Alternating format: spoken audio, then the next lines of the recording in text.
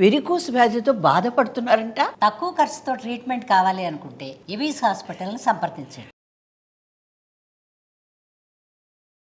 నమస్తే రమ్మగారు. నమస్తే జయ.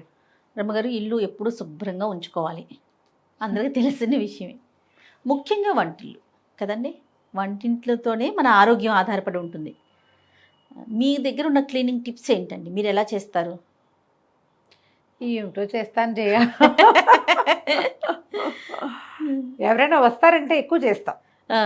ఎవరైనా ఈ రోజువారీ ఇల్లు ఎప్పుడు వంటిల్లు శుభ్రంగా ఉండాలంటే మనకి భయంకరమైన ఓసిడి ఉండాలి జయ.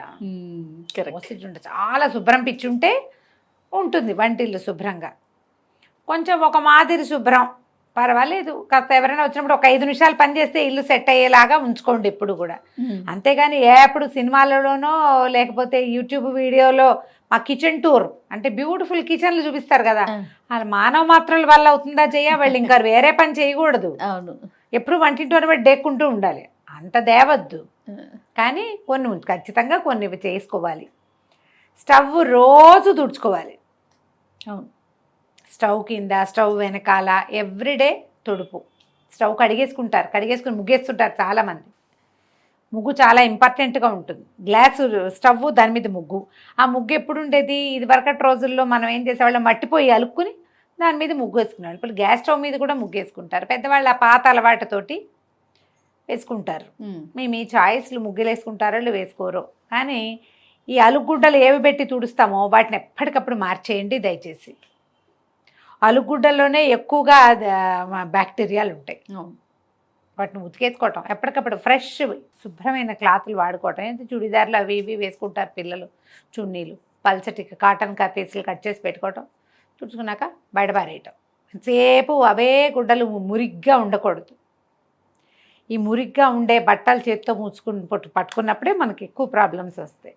ఎక్కువ ప్లాస్టిక్ సామాన్లు చేర్చుకోవద్దు. ఇప్పుడు మనకి ఏవో ఒకటి వస్తుంటాయి బయట నుంచి, డబ్బాలు బాగున్నాయని ఉంచకండి. ఉంచుతారు కదా, అవన్నీ మళ్ళీ తోముకుని ముంచుకుంటూ ఉండటం. ప్లాస్టిక్ వస్తువు డబ్బాలలో తిండి సామాగ్రి నిలవబెట్టకండి. పప్పులు ఉప్పులు ఏమైనా పెద్ద ఎత్తున కొనుక్కునేటట్టుంటే ఎప్పటికప్పుడు వాటిని ఎండలో పెట్టుకుని డబ్బాలో పోసుకోండి. చిన్న డబ్బాలు చేతికి అందుబాటులో పెట్టుకోండి. ఈ డబ్బాలు తీసేటప్పుడు మనం ఇక్కడ ఏదో వేస్తాం, చెయ్యి పైకి వెళ్తే తడి చెయ్యి తగిలి వాటికి మరకలు పడతాయి. ఒక డే పెట్టుకోవటం, నెలకు ఒక్కసారి మొత్తం డబ్బాలన్నీ తోమించుకోవటం, లేకపోతే ర్యాకులన్నీ శుభ్రంగా తుడుచుకోవటం. నెలకు ఒక్కసారి ఖచ్చితంగా ఫుల్ కిచెన్ క్లీనింగ్ చేసుకుంటే బాగుంటుంది. మీ వల్ల అవుతుందా? అదో రకంగా చూస్తున్నావు నువ్వు నాకేసి. నెలకు ఒకసారి నేనైతే ఆ టిప్ ఫాలో ఉంటాము గారు. ఎప్పుడు అయిపోతే అప్పుడు ఆ డబ్బా క్లీన్ చేసేసి కడిగి ఎండబెట్టి పెట్టేసి. అలాగే ఇప్పుడు నెలకు సరిపడానే ఉంటాయి కదా జనరల్గా. అదే ఏదైనా ఒక డబ్బా ఖాళీ అయితే ఆ డబ్బా కడిగి తుడిచేసుకుని ఫ్రెష్ వస్తువు పోసుకోవటం. సరుకుండగా పొయ్యము అంతే. ఖాళీ అయిన డబ్బాలో యాజ్ ఇట్ ఈజ్గా పోయొద్దు, ఆ డబ్బా కడుక్కోవాలి. ఒకటి ఉంటుంది గారు అమ్మగారు, మనం తెప్పించుకునేటప్పుడు ఒక 3 కిలోలు 4 కిలోలు 5 కిలోలు తెప్పించుకుంటాం, చిన్న డబ్బాల్లో పోసుకుంటాం కదా. అవును, అది ఒక్కొక్కటి తొందరగా అయిపోయినప్పుడు మళ్ళీ దీన్ని క్లీన్ చేసుకోవాలి. అట్లా పోసుకోవటం బెటర్ అనిపిస్తుంది. చేసుకోవాలి. ఇప్పుడు ఆ డబ్బాలే కాదు, ఈ నెల చేసుకునేది ఏంటంటే ఈ ఇంతవి అంతవి మిగిలిపోయినవి, కాస్త కుస్తా పురుగు చూసినవి, డబ్బా మాసిపోయింది, ఇవన్నీ కూడా జనరల్గా పీరియడ్స్ స్నానం అయిపోయాక అన్నీ ఒకసారి క్లీన్ చేసుకుంటారు కదా, అప్పుడు అలాంటివి చేసుకోవాలి. కిచెన్లో చేతులు తుడుచుకునే టవల్స్ అవును ఎప్పటికప్పుడు ఉతికేసుకోవాలి. ఎక్కువ ఉండాలి, ఉతికేసుకోవాలి. గట్లు తుడుచుకోవడానికి, స్టవ్ తుడుచుకోవడానికి సెపరేట్గా మెయింటైన్ చేయండి. ఈ స్టవ్ తుడిచే దాంతో డైనింగ్ టేబుల్ తుడవకూడదు. అవును, డైనింగ్ టేబుల్ తుడిచేది వేరు, స్టవ్ తుడిచేది వేరు, చేతులు తుడుచుకునేది వేరు, డబ్బాలు తుడుచుకునేది వేరు. చేతులు కూడా తడి చేతులు తుడుచుకునేది వేరు, మళ్ళీ పొడి చేతులతో పట్టుకునేది వేరు. ఇన్ని వేరుగా ఉండాలి గ్యారంటీగా. అన్నిటికీ ఒకటే చేస్తే మీ ఇంట్లో తరచుగా మోషన్స్ లాంటి సమస్యలు కనపడతాయి, గమనించుకోండి. కనిపిస్తాయి. ఈ ర్యాకులు అవన్నీ కూడా ఇప్పుడంతా వచ్చినాయి కదా, మాడ్యులర్ కిచెన్స్ శుభ్రంగా ఉండటానికి, ఏదో నీట్గా కనపడడం కోసం.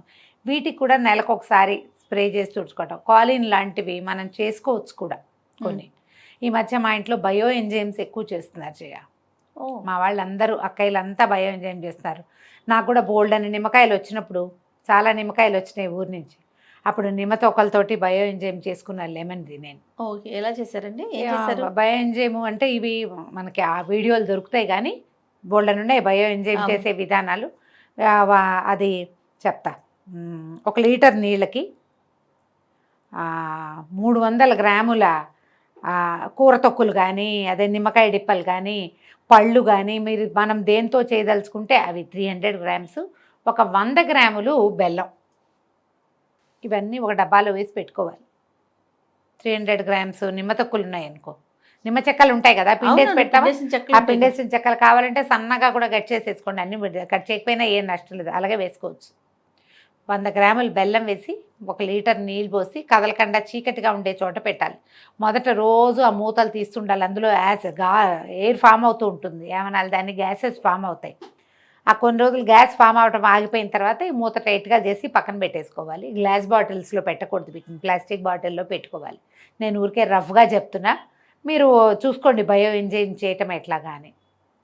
ఆ బయో ఎంజైమ్ చేసిన తర్వాత నాకు ప్రాణం హాయిగా ఉంది. స్టవ్ గట్టు చాలా క్లీన్గా ఉన్నాయి మావి. ఈ డిష్ వాషింగ్ లిక్విడ్ కొద్దిగా వేసి, కొంచెమే ఒక స్ప్రే బాటిల్స్ వస్తాయి కదా, వేసి బయో ఎంజైమ్ వేసి కనుక స్టవ్ గట్టు అవి క్లీన్ చేసుకుంటే ముసమలు తగ్గిపోయినాయి, ఈగలు దోమలు చాలా తగ్గిపోతాయి, వంటింట్లో తిరిగే ఫ్లైస్ సమస్యలు చాలా తగ్గుతాయి. బయో ఎంజైమ్స్ చాలా బాగుంటాయి. చూడండి, మీరు వాటిని చాలా విషయాల్లో వాడుకోవచ్చు. ఆఖరికి వాషింగ్ మిషన్లో కూడా వేసుకోవచ్చు దాన్ని. ఇల్లు తుడిచేటప్పుడు కొద్దిగా ఒక డ్రాప్ బయో ఎంజైమ్ వేసి తుడిస్తే ఇల్లు క్లీన్గా ఉంటుంది. లెమన్ తోటి అయితే బ్రహ్మాండంగా ఉంది. నా దగ్గర అదే ఉంది, నేను వేరే ఏం చేయలే, అంత ఓపిక లేదు. ఈ ఒకటి కూడా బోల్డ్ అని నిమ్మకాయలు వచ్చినాయి, ఆ రసం అంతా తీసి పెట్టా, డిప్పలు వేస్ట్ అయిపోతాయని ఈ పని చేశా. ఓకే, అలాంటివి ఏమైనా అలవాటు చేసుకోండి. హౌస్ క్లీనింగ్ కెమికల్స్ కాకుండా ఎక్కువ కెమికల్ థింగ్స్ కాకుండా. తర్వాత ఏమో యాపిల్ సైడర్ వెనిగరు, అందులో 2 నిమ్మకాయ తొక్కులేసి నీళ్ళల్లో యాపిల్ సైడర్ వెనిగర్ వేయటం, 2 నిమ్మ డిప్పలు వేసేయటం, అది స్ప్రే చేసి తుడుచుకోవటం. జిడ్డు బాగా కట్ అవుతుంది, క్లీన్గా ఉంటాయి. మనం కాలర్ వేసి అడ్వర్టైజ్మెంట్ చూపిస్తాడు ఇట్లా అందుకని కర్రమని సౌండ్ వస్తుంది, ఆ కర్ర సౌండ్ వస్తుంది ఇక్కడ, బాగా వస్తాయి. స్టవ్ గట్లు క్లీన్ చేసుకోవటం ఎప్పటికప్పుడు. మనం ఒక పూట బద్దకిస్తాం ఎప్పుడు కూడా, ఈ పని అంతా ఎవరు చేస్తాడరా దేవుడు అనిపిస్తుంది. అనిపించచ్చమ్మా, అదేం తప్పు కాదు. అప్పుడప్పుడు అలా అనిపిస్తూ ఉంటేనే మనకి ఓసిడి రాకుండా ఉంటుంది. ఓసిడి అంత చాలా పెద్ద సమస్య కదా, అంత అతి శుభ్రాలు, ఎప్పుడు చేతులు కడుక్కుంటుంటాం, ఎప్పుడు గట్లు తోముకుంటుంటాం, ఎప్పుడు గిన్నెలు తోముకుంటుంటాం, పిచ్చి అయిపోకండి. కానీ కొంచెం క్లీన్గా ఉంచుకుంటే ఏంటంటే మనం వంటింట్లోంచి ఆహార పదార్థాలు బయటకు వస్తాయి. పిల్లల ఆరోగ్యము, మన ఆరోగ్యము, దాని అన్నిటికీ దారి కిచెనే కదా.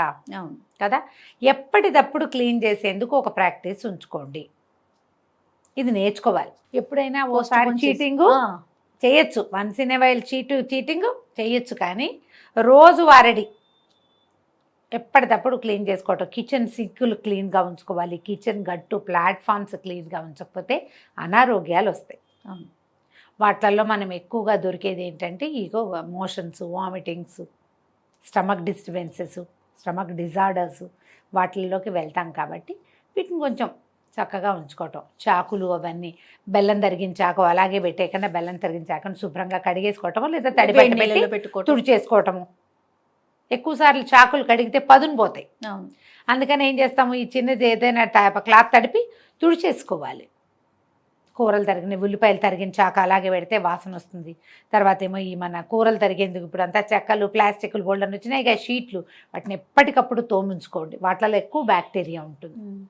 వీటికి కూడా నేను చెప్పిన బయో ఎంజైమ్ వేసి కనుక తోమితే చాలా క్లీన్ అవుతాయి. ఒట్టిని అవన్నీ చావలేము మనం, ఈ బయో ఎంజైమ్లు అవన్నీ ఎవరు చేస్తాడంటే అంటే నిమ్మకాయ డిప్పలు ఉంటాయి కదా, నిమ్మ డిప్పలు నీళ్ళతోటి వాష్ చేసుకోండి. లెమన్ తగిలేసరికల్లా ఆటోమేటిక్గా ఈ యాసిడిటీ వల్ల కొంత క్రిములు అవి పోతాయి. హాట్ వాటర్లో వాష్ చేసుకోవటము. కొంచెం ప్లానింగ్ తోటి ఉంటే కనుక వంటిల్లు క్లీన్గానే ఉంటుంది.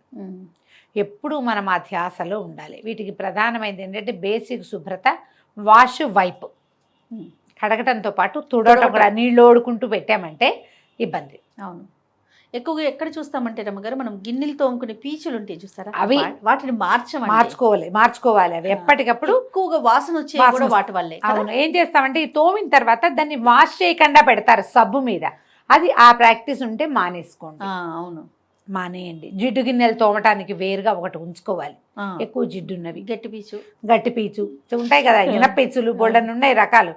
ఏదైనా సరే మీరు ఏది క్లీన్గా ఉంచాలో దాన్ని క్లీన్గా ఉంచకపోతే మనకు సమస్యలే వస్తాయి. గిన్నెలు శుభ్రంగా ఉండవు కదా. అవును. ప్లాన్డ్గా చేయండి. ఓసిడికి లోన్ కాకుండానే మనం హెల్తీగా ఉండొచ్చు. బాగా శుభ్రంగా ఉంటేనే హెల్త్ అని పొరపాటును కూడా అనుకోవద్దు. ఆ, శుభ్రంగా అనేదే పాయింట్. బాగా కాదు, తక్కువ కాదు. మీరు బాగా అయినా మీరు పిచ్చైపోతారు, తక్కువైతే అనారోగ్యం పాలవుతారు. మధ్య మీడియోకర్గా క్లీన్గా ఉంచుకోవాలి. ఈ మీడియోకర్ థింగ్స్ చాలా విషయాలు కూడా, బట్టలకు కూడా విపరీతంగా సర్ఫ్ పోసేయటం, అవును. ఈ డిష్ వాషింగ్ లిక్విడ్ పోసేయటం, అతిగా సబ్బు వాడకము, అతిగా డిష్ వాషింగ్ లిక్విడ్స్ వాడడము, వీటితోటి కూడా క్యాన్సర్లు వస్తాయి. అవన్నీ కార్సినోజెనికే, అన్ని కార్సినోజెనికే. ఏవి మనం వాటిలోంచి బయటపడలేము. శుభ్రంగా కడుక్కోవాలి కదా. ఎన్ని నీళ్లు పోస్తే కడుగుతాం? ఇంతంత నురుగులు తెప్పించటం, నురుగు పిచ్చి అవును. కొంతమందికి. అవి తగ్గించుకోండి. అవి ఏమంత మంచి పద్ధతి కాదు. ఏమైనా ఇంట్లో బొద్దింకలు లాంటివి ఉంటే అవి ఆహార పదార్థాలకి మీదకి వచ్చేయకుండా బొద్దింకలకి మందు కొట్టించుకోండి, లేదా మందు పెట్టించుకోండి. 5 ఏళ్ళకోసారి 3 ఏళ్ళకోసారి పెట్టేవి కనపడుతున్నాయి, అలాంటిది ఏదైనా ట్రై చేయండి. తర్వాత పదార్థాలకి మూతలు పెట్టడం ప్రాక్టీస్ చేయండి. మెయిన్ అది. బాటిల్స్కి మూతలు పెట్టడం, డబ్బాకి మూత పెట్టడం, గిన్నెల గిన్నెల మీద మూతలు పెట్టడం, కాగిన పాల మీద ఒక మూత ఉంచటం. కాఫీ కలుపుకున్నాం, మనం ఒక కప్పు తాగాం, ఇంకో అరకప్పు ఉంది, పని మనిషి వస్తున్నాడు, భార్య ఎక్కడ, దాన్ని ఎత్తున ఒక మూత, ఒక గ్లాసులో పోసాం, దాన్ని ఎత్తున మూత. ఇవి ప్రాక్టీస్ ఉంచుకోండి. ఇవన్నీ హెల్తీ టిప్సే. మనకు తెలుసు, ఏం తెలియదు ఇందులో మనకి, ఉంటాము. ఏం తెలీదు, జస్ట్ కొంచెం ఐడియా ఉంటే సరిపోతుంది. మీ వంటిల్తి శుభ్రతే మీ ఆరోగ్యానికి మొదటి మెట్టు. అంతే కదా. అంతే రమ్మగారు. నమస్తే. నమస్తే జయ.